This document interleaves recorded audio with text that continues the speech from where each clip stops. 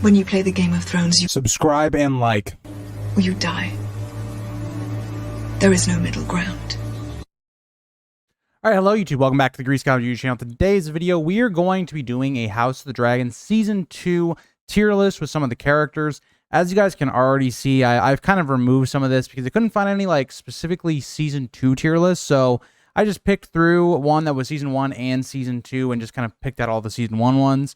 Also, I didn't rank the dragons, didn't feel like that made any sense really in this type of a tier list. And then lastly, if you do see some characters from Season 2, which there are some in like the below, it's that they didn't really have any type of character to where they were even relevant to rank in this type of tier list. I wanted to do only the characters that actually have some sort of character. So I'm ranking this based upon how much screen time did you have? What did that character do in that screen time? How relevant were they to the story and the plot? So there's a lot of things that kind of go into it, right? Just because a character has maybe a couple good scenes, if they're not a present character throughout the season, that's going to hurt them. They can't then be like the best character of the season, for instance, which is like S tier. I personally think there is only one S tier character in this entire season, and we'll get there when we get there, but I have a lot of issues with some other characters, so we'll kind of see how this shapes out, but let's start and get into the video. So first up, we have Aegon himself. I think Aegon is probably the only S tier character of Season 2. This character just, every time he was on screen, I was eating up whatever he was saying, whether it was internal conflict, whether it was the politics of King's Landing. This character just took over this season. He is by far the best character of the show, in Season 2 anyway, not Season 1. And to me, is the only character deserving of being an S tier. He's the only character I had really no problems with the entire season. There are some other characters that are more minor characters I think were executed well, but for me personally, the performance of Aegon is better than I could have ever imagined, and they did such a great job with bringing this character to life and making this a very complex character, not making him just a one-note character like so many other characters in this season specifically. Cannot give enough praise for Aegon, and so he deserves to be in S. Next, I have Aemond. So Aemond is kind of a weird one to me. I think Aemond is an A tier character. I think I like the development in which they took the path of getting Aemond to be kind of the main villain of the series, getting him to, be in episode 4 where he burns Aegon. I think all of that was pretty well done in terms of Aemond. We don't actually even see him that much in the first 4 episodes, but every time we do, it's really important to building up his character. The only problem I will have with Aemond and why I think he's a little bit down a bit is he's kind of lost some of the complexities of the character. He's just a straight up villain now, and I don't think that's necessarily a bad thing. But when you see Aemond as a character where, he kills an entire village in episode 8 because of his frustration with Rhaenyra and her dragons, it just feels like that is really weird given the fact that only a couple episodes ago, he was a very deeply conflicted character. And I get that that was supposed to represent, especially in episode 3, the breaking of his humanity, but it seemed to just be completely lost. And so I think there's still some issues with Aemond, but I still think out of all the major characters, he was handled better than most. So I think a solid A rating is, I think, where he should be. And I also want to preference this for people that maybe are not familiar with tier lists. Tier lists work this way. S is basically your 1 or 2 best characters of the season. So for me in Season 1, I probably would have had Viserys and like Alicent maybe in S tier. A is like you're pretty good. They're like, 1A is like S, 1B. So this is your characters like a little bit lower than your S tier, but still pretty strong characters of the season. B tier is kind of average. Like you weren't anything crazy, but you weren't bad either. C is below average, and then D is just you were awful. They wasted your character or destroyed your character more or less. So let's kind of get into it. Alicent, another major character. I don't know how to feel about Alicent because Olivia Cooke does such a fantastic job with this character that you almost have to look past her performance, which I think really uplifts what she's given most of the time. And so when you have Alicent, who has some scenes where it's highly illogical, it doesn't fit her character, the season finale, in my opinion, breaks this character.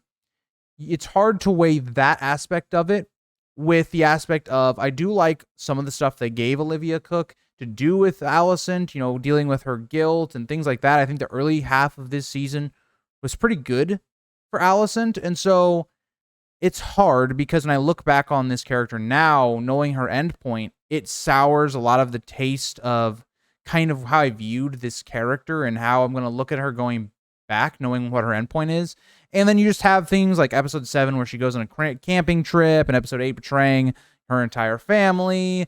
And it kind of comes out more as like she's sad because she's losing power, not as of an actual thing of guilt and all of that. So I think Alicent is a very conflicting character to me. I think Alicent, to me, is in C tier because of the last 2 episodes pretty much completely decimating this character.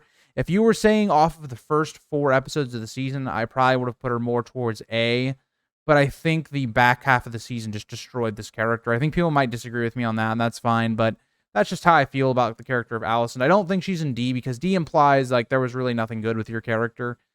But C, I think below average is kind of where I'm at. I want to do the Cargill twins together. I think they were both... It's weird. Let me put them in B for now. Let me try to rationalize through this. So the Cargill twins are only in 2 episodes this season. And they're really not that big in episode 1 either. It's really just they're a major focus of episode 2. So they're kind of just in 1 episode. And so I love what they get in that episode. It's part of the reason why episode 2 to me is the best episode of season 2. But how do I rank them, against other characters when they were only in 1 episode, really? Like, they were in episode 1, but they were only a focus, really, in episode 2. They were kind of background characters in episode 1. And another thing I do want to point out, I'm judging these characters off of season 2, not season 1. That's a major point in here as well. I think that I love these 2 characters, and I think out of a lot of the characters that we got in the show, they were pretty good this season. Their ending was fantastic. It was heartbreaking, gut-wrenching. It's everything that could have been and more. I think it's one of the few times House of the Dragon went past the book and improved upon something. And so I think these 2 characters you could argue an A, but I think the lack of presence of the season, I would probably put them in B, but you can definitely make an argument for A to me. I don't think S, but maybe there's an argument for A. I don't remember this Bracken's name, but he's barely in the show. You could consider him being in here, but he didn't really have a characterization, really. I'm just going to say D tier. He just wasn't really a character. Didn't develop him much. Baela. I really liked Baela. I want to put Baela in A, but the same argument applies for the Cargill twins. Like, she's just not in the show much, right? She's a lot of times a background character, or, we get, I think there's about 2 or 3 scenes. Like, there's 3 scenes throughout the entire season of her with Jace that every one of them's pretty good. Every one of Baela's scenes, I think, in this season was good. We just didn't get a lot of her. Like, I think one of the best scenes of, I believe it's episode 5, after Rook's Rest, and she has to go talk to Corlys about what happened and trying to get him to become Hand of the King. It's one of my favorite scenes of that episode. I really like her and Jace's dynamic in, like, for instance, episode 2 as well, as they talk about, Jace's fathers and things like that, and, Daemon and all that stuff. I really lean towards putting Baela in A, but I don't feel great about it because she's just not in the show much. So I'm going to go with A for now, but I might revisit this at the end of the video because I don't know if I can put her on the same level as like Aemond, for instance, but I think Baela has far less questions about her character than someone like Aemond does. Corlys. Corlys has even less screen time than Baela in this season, which is kind of crazy. I mean, if you think about every Corlys scene, it's basically on that docks. And yes, there is some stuff that's good with the character, but there's so much more we should have gotten with this character. His dynamic with Rhaenys is fantastic, but we're still didn't see any of the scenes between him and Rhaenyra. Even when they talk, they don't even really talk about the interesting parts of their relationship. Like, Rhaenyra is allegedly the person that kills Laenor, and Corlys never brings it up. We haven't really seen kind of the fruits of Corlys being the father of potentially Adam and Alan. They kind of started to get into that. I really love the only scene I really liked in the finale was his dynamic with Alan and that conversation about how Corlys wasn't present in Alan's life. And so I think Corlys is a B character. I wish he was an S tier character. He should be an S tier character. If you were talking about the book counterpart, he would be an S. But the show just has not done anything with this character for the most part, and it really pains me to put him in B. I just don't think this character got enough. And it's a shame because this is one of the best actors on the show. The depiction of Corlys has been spot on from the actual actor. But I just am going to put him in B because didn't get enough screen time, not a lot of development, all that stuff. Criston Cole. I think Criston Cole, to me, is a surprising character because I think he got a lot better in this season. I think they gave the character more nuance. I liked some of the things we got, especially early on in the season. Even later on in the season, he wasn't, bad or anything. Like, I definitely don't think he was one of the major problems of the show. I think they're actually taking a lot of ways to make his character have more nuance. His conversation with Gwayne Hightower in episode 8, I don't think was too bad at all. There is some interesting things in terms of power dynamic, given that Criston Cole is the hand. But I like his dynamic with Gwayne. I think Criston Cole is a character that started the season being a D character, and I think he's now up to a B. I think he was a solid addition for the season. And I think one of the most improved. If we're talking about a character that improved from season 1 to season 2, he's definitely one of the more improved characters. Not the most, but he's definitely one of them.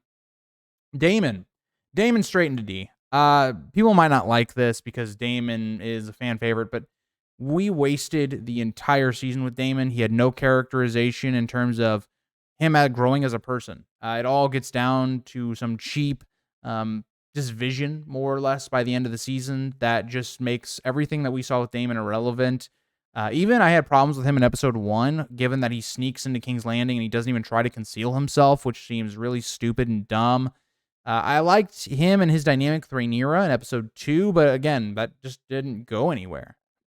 That really had no repercussions on Daemon and his character because it ends up getting solved by this magical vision thing that completely just destroyed Daemon's character. So, to me, I think Daemon is in D. I think he probably started the season around B tier just because he was entertaining to watch as a villain in season 1, and he went the opposite of Criston Cole. He became even less interesting. And what's crazy is, given, where I was at with episode 6 with this character, he was trending towards S because I thought he was the best plot line.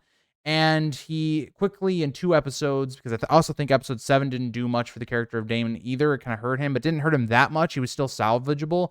And then episode 8 just plunged him off the cliff and put him into D tier. Didn't really like anything of this character now looking back on it. His plotline feels cheap. It feels like a bunch of Marvel cameos that had no real impact on Daemon at all. And so that places him in D for me. Helaena.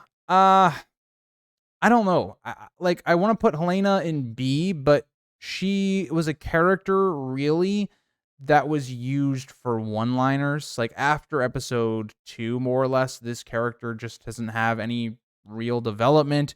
She pops in here and there to give a cryptic one-liner to Aemond, for instance, after he burns Aegon.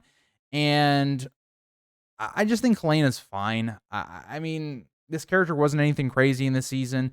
If you would have told me to rank this character probably in the first 3 episodes, I would have given you probably A. I think the actress that does Helaena does a great job. It's just they just don't give her enough screen time. It's very similar to Baela, for instance, but I think Baela is a much more sound and complete character than Helaena is. So I'm going to put Helaena in here in B. And also the Helaena dream thing, vision thing with Daemon also hurt this character a lot, which wants me to...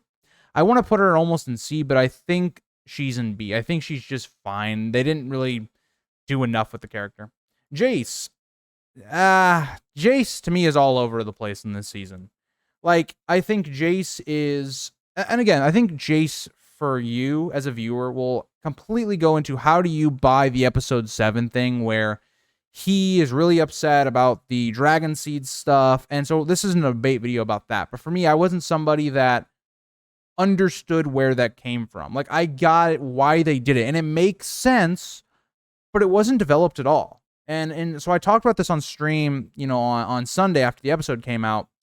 The way that this would have felt more natural and would have been more to accept is if you would have built into it, leaned into it. In this season, have us, contemplating, Jace thinking about his bastard, parent, and thinking about himself being a bastard and how that affects him and how his rule could be challenged after Rhaenyra's death or whatnot. And he never does that. And we had many opportunities, right? Jace and Baela talk about it in episode 2 about their fathers, but it never comes up anything about Jace being a bastard or anything like that. And so I think for me, Jace is, the first half of House of the Dragon, I think is an A character. And then the second half, I think he's kind of like a B, C character. So I'm going to put Jason B because I think he was fine. I think we didn't get enough development of the character in the season. And even when we did, I didn't fully buy into kind of the route they were going with Jace's character. Even though I want them to do that nuance, I just didn't buy into where they went with the character. So I think B is fine. Also, I'm not ranking these in order in the tiers. These are just kind of the tier list that they're on, or the tier they're on. I think B is a fine place for Jace. Thailand. I personally wasn't a huge fan of the stuff we got in the finale with him. It wasn't like my biggest criticism of it, but it felt like very forced, shoehorned in because we needed to build up the triarchy plot, but they hadn't done it the entire season, which is more of an issue with House of the Dragon than it was with like this character.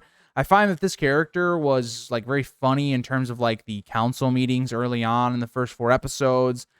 I'd say like he's also kind of in B. I think he's fine. I don't think there's anything crazy to this character, but I think B is fine.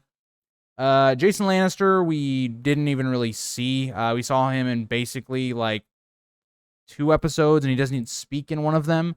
So I think just another D tier. Just they didn't really do anything with the character. So, you know, I could obviously put him down in this tier as well, but I just thought not to.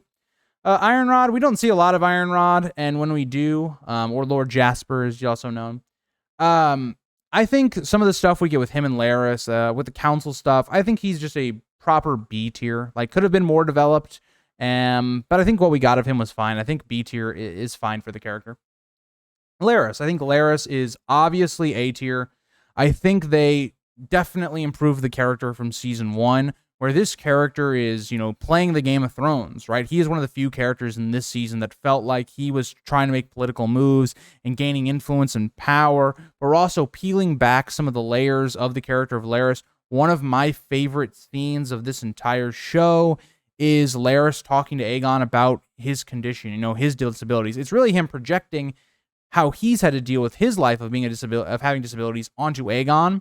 And I really loved the entire discussion about disability. Quinn, the GM, did a video that I've kind of been wanting to do as well about disability in A Song of Ice and Fire. And it's something I talked about a lot with Game of Thrones when I did the first book and its review. One of the major themes I came out of it was disability and how it's viewed in not only, you know, Song of Ice and Fire, but the real world. I found the depiction of Larys to be great. I don't think Larys has like a bad or questionable scene. I think he is a very strong character. I don't think he's as strong as Aegon, which is why I have him in A. Like if you guys want to just actually see like a ranking, I would say like he is number 1 in A. You could maybe argue S tier. I just don't think we saw enough of him and saw him grow as a character enough in this to make him S. But I think Larys definitely earned his spot in A tier. Mysaria. I think Mysaria definitely was an improvement. I think last season, Mysaria would have been probably in D or C tier. I think Mysaria was B tier. I think the problem with Mysaria is she seems almost like Varys again. Like the story seems very similar and all that.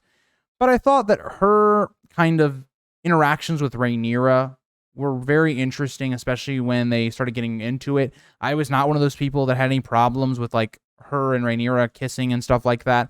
I wish that would have been acknowledged at any point after that happened, but it didn't, so that's kind of weird. But I thought Mysaria was a fine character in this season. I don't think anything crazy, don't think she was bad. I think definitely improvement from season 1 in terms of Mysaria's character.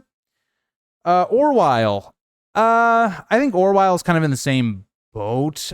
He did get more to do in this season, but he's kind of just like a servant. He doesn't really have his own type of characterization. And so, like, I just kind of find him to be kind of a B character. He's just kind of there to be part of, like, the Green Councils and, you know, talking to Alicent and Aegon and all these others. Fine character. Again, nothing crazy. Kind of similar to, like, Mysaria or especially, like, Thailand. I think Thailand and Orwyle are, like, very similar for this season. But I think solid B tier. Otto. This is a hard one.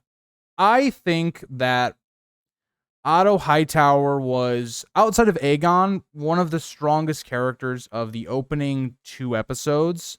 But man, his absence really left a hole in this show, and it was felt, right? Like, it felt like a part of, like, the interesting Green Council evaporated. And that's not to say that the Green Council wasn't interesting after he left. It still was. And a lot of that was because of that hole that he left. And so the hard part is Otto Hightower exits the show pretty early on in this season. He comes back at the very end of episode 8, but he doesn't really have any speaking lines. It's just that he's captured. And so I'm going to put Otto in A tier because I think he's involved in probably the best scene of the entire second season, his dismissal. And I think his presence, right? The presence of this character being absent was felt and actually continued the plot and drove that plot to make it more interesting. I think Otto Hightower still deserves A. But yeah, let's move on. Rhaena. I think Rhaena was... I'm going to say a C tier character. Rhaena just didn't get much to do after she leaves Dragonstone. And her plot doesn't really go anywhere. Like episode 8, she's just kind of randomly walking around the mountains and seems like she's dying, which just seems like very illogical. Like Rhaena is a princess. She is Daemon's daughter, and she has nobody like coming after her. She has no soldiers with her. She doesn't have any supplies with her. She just didn't really have much of a character arc outside of she wants a dragon in this season. And like there were things I liked, like early on when she was with other interesting characters like Rhaenyra early on in the season, or her sister Baela. There was some stuff here, but as the season kind of went on, the character just slowly dropped for me. And I even liked some of her interaction with like Jane Eyre, but we just didn't get any more of it, right? We saw very few scenes of this character, post like episode like 3 or 4. For me, I put Rhaena in C, and part of that I think is just because didn't get enough of her, and there were a lot of questions with the character. Rhaenyra. Boy, are you guys not going to like this placement. Rhaenyra, to me, is a character that was boring to watch in this season, was completely stagnant, didn't change, didn't have any character development from episode 1 of this season to episode 8. I really feel like they fumbled the character of Rhaenyra. She just hasn't really developed at all. And so I'm putting Rhaenyra in C. I think there was a lot of questionable decisions in terms of Rhaenyra's character in this season. Her going to King's Landing with Alicent seems like a really stupid plot point now looking back on it, especially because they meet in episode 8. She is a character that I don't think is like destroyed, but she's a character that to me has become completely irrelevant to even watching. Nothing happens with the character. This is a character where she had a constant screen time in every episode and she was stagnant. They try to take the book version of the character and that arc and put it into the show character, which is nothing like the book, and it just didn't work on this season. I don't think she's D tier because Emma Darcy is a fantastic actor, and they did such a fantastic job of giving this character some sort of life at points. Like you think about early on in the season, the beautiful performance of the character of Rhaenyra. Emma Darcy deserved better. I think that's pretty obvious. Every actor that seems to come out, they rave about how good Emma Darcy was in this role. And that's the same thing with Olivia Cook. Any of these major characters, Rhaenyra, Alicent, and Daemon, have insanely good actors behind them, but they are wasted at every opportunity. And Rhaenyra is no different. And you guys might be thinking, well, why do, some of these other characters that barely have any screen time or didn't have huge character arcs, why are they above this character? But that's because a lot of these characters didn't have anything that negatively impacted the show, right? Like Orwyle is he's not in the show that much, right? He's there, but he's like a lingering kind of presence. Where Rhaenyra is a dominant force of the television show. She is one of the 3 main character plot lines, and she didn't go anywhere this season. So for me, don't really feel like Rhaenyra should be any higher than C. I can make an argument for D for, I think, all 3 of these characters, but I think C is kind of a fine area. Rhaenys, straight to D tier. Unfortunately, I love Rhaenys. She's a very lovable character, and I think the performance of Rhaenys was fantastic, but they didn't give her enough screen time. They destroyed her character in season 1 so that her actions in season 2 don't make any sense. She is constantly telling Rhaenyra to not go to war and to not do violence and not kill innocents and all this stuff. But yet she did those things in episode 9 of the last season. She could have literally ended the war here. And so Rhaenys was kind of set on a path of failure. This character just did not function in this show. And it's hard because, once again, this is a brilliant performance of Rhaenys, but the material for the actor just was not there. And it's just unfortunate. I think, you look at how many of the great actors that I have, below this B tier. And this is the one where I'm like, I was looking to see if they were going to address it in season 2 and how they could maybe try to fix it, and they just didn't. They tried to act like it didn't exist, and that just didn't work for me. I love the character of Rhaenys in the book, and I love the performance of the actual Rhaenys character, but what they chose to do with her plot and what she was given was just horrible. It is just bad. I don't even know what else to say. Sir Laurent Marbrand doesn't really have too much of a character in this season. Barely any speaking lines. This is one I could have probably put down here. I like the actor. I actually am doing this after I got done watching Ricky's interview with this actor. I just feel like the character just didn't really have much to do on screen. I'm gonna say D tier just because Laurent Marbrand didn't really have much to do in this season. Like, didn't have much of a character as a whole. Could have been another one of those that I put down here that, like, they just didn't have enough to really make them a character. That's kind of how I feel about this character. Just didn't have much going on in this season. And so I kind of just think D tier for me. Adam of Hull. I really loved the addition of Adam of Hull. Now, I think this is a B. This character didn't get enough development, in my opinion. Like, there were some things that I think we should have seen from the character of Adam of Hull in terms of actually claiming Sea Smoke, getting a bit more of him as a character, right? We only see him a couple times through usually Alan kind of POVs and his storyline. And we don't even see a lot of kind of like him with Rhaenyra, for instance, in the latter half of the season. But what we do get is usually pretty good of Adam. I think Adam was a character that was a great addition and should only increase as the seasons go on. I think this is a character that has the potential to be up here in terms of like season 3 and season 4. But for now, I think a solid introduction into House of the Dragon, and I'd give him a solid B tier. Alan of Hull.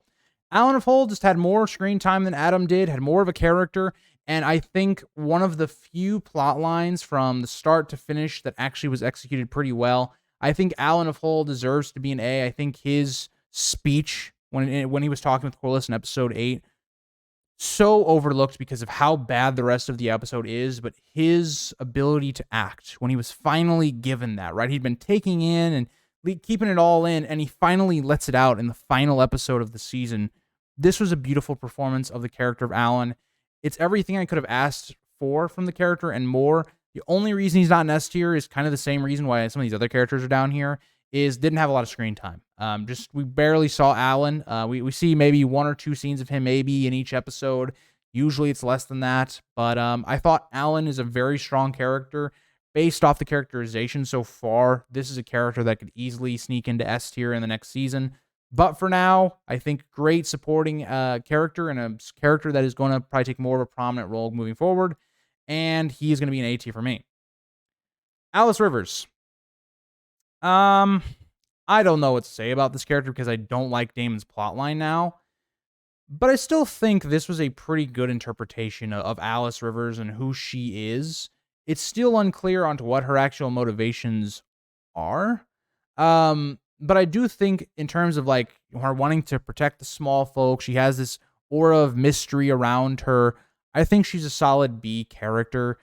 Again, didn't love the Daemon plot based upon how it finished. So with that being said, I also, in turn, that kind of takes a peg down on Alys because she was part of that plot. So I think Alys Rivers was a character that to me was trending into the A tier, but the finale to me, I think, took her down to kind of a B tier. I just didn't love the way that was executed. Moving on, Blood and Cheese. I mean, these characters just didn't really have much of a character at all. I think they're both D tier. I think the actual depictions of Blood and Cheese could have been a lot better, and I do think like these two characters kind of suffered because of it. But yeah, I don't know. What else can you say? They're 2 assassins that kill a kid. They're not going to be high up on here. I don't even think really the performances. I mean, I guess the performances were good, but I think what they were given wasn't great. So I don't know. I'm just going to put them in D. You guys might argue with that. Cregan Stark. we only see the opening scene with this character, and he seemed to really give off a great performance of what, a Stark would be, of what I kind of imagine Cregan Stark to be. But the problem is you only get one scene of the character. It's also questionable why we got that first scene of him. And I know there's like a deleted part where he was supposed to be in episode 8, but he wasn't. I don't know what to say about this character because we barely got anything of the character. So I'm leaning C just because they're only in one scene of the entire season. I can't justify putting you in B. I think C is fine because I think you did have a strong open to hopefully seeing the character in the future, but only one scene is going to kind of take you down a bit.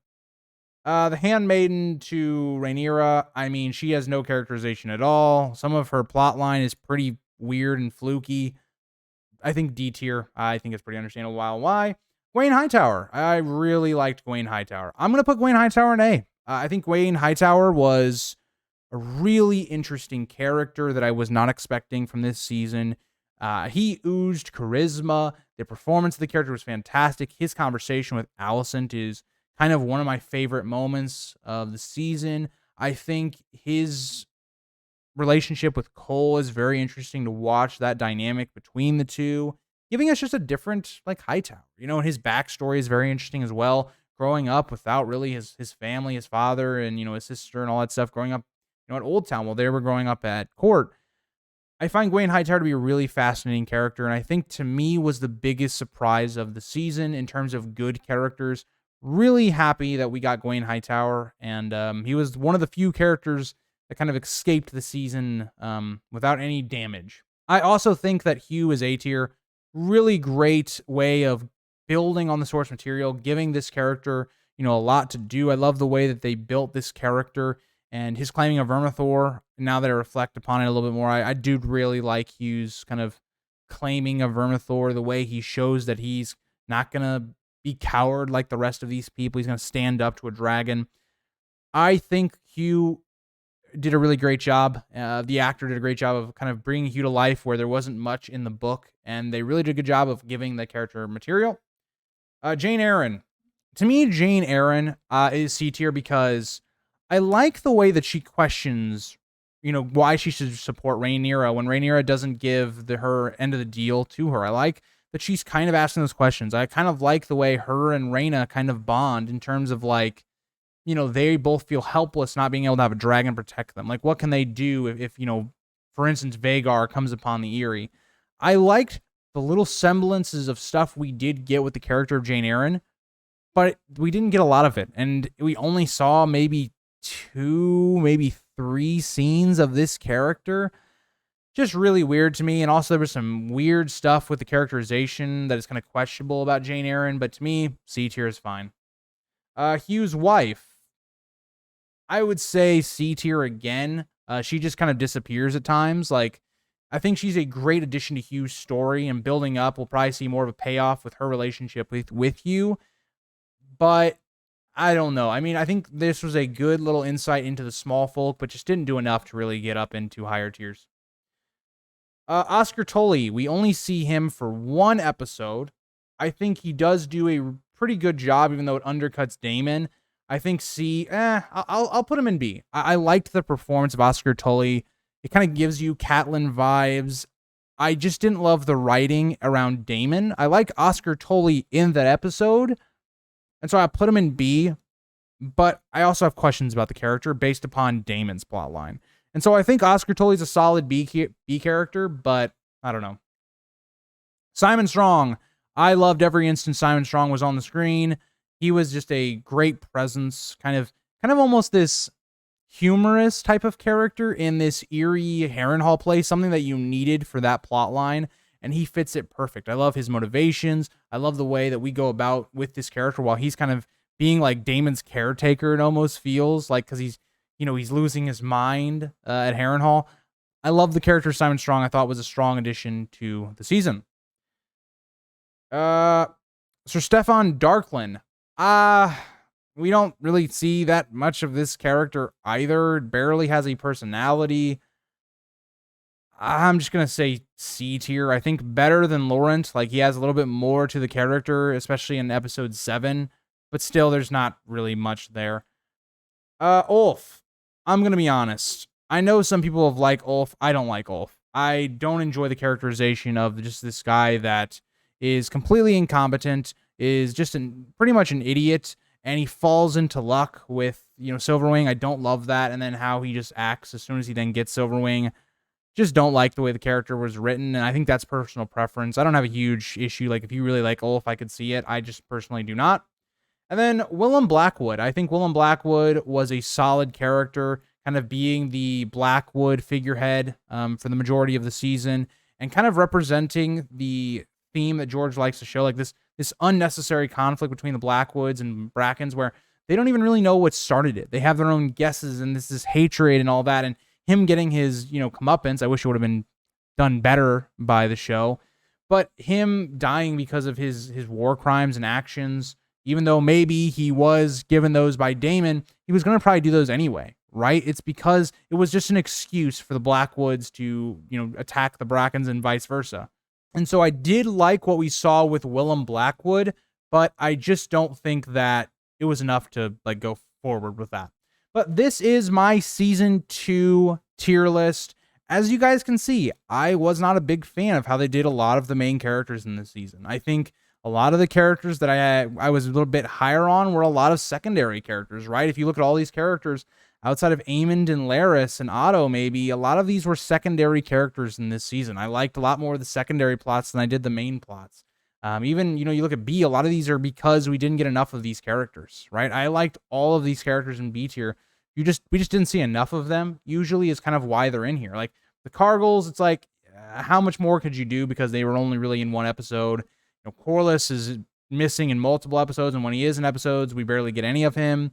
Criston Cole, I think I still have issues with his actual character, but definitely taking strides. Like, that's kind of the B tier. And then C is just like characters that were underwhelming in this season, that really didn't do a lot. And I think for especially characters like Olivia Cook's Alicent and Emma Darcy's Rhaenyra, it's basically they're in C tier and not in D tier because of the performances.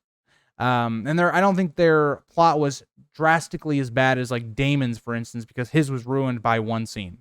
So I don't know. This is my tier list. You guys probably won't agree. I think this is a very divisive topic, and this really kind of factors in how do you look at episodes 7 and 8, because a lot of this is influenced by episode 7 and 8. But I'd love to hear your guys' thoughts. Let me know what you guys thought, and I will see you guys in the next one. Bye, guys.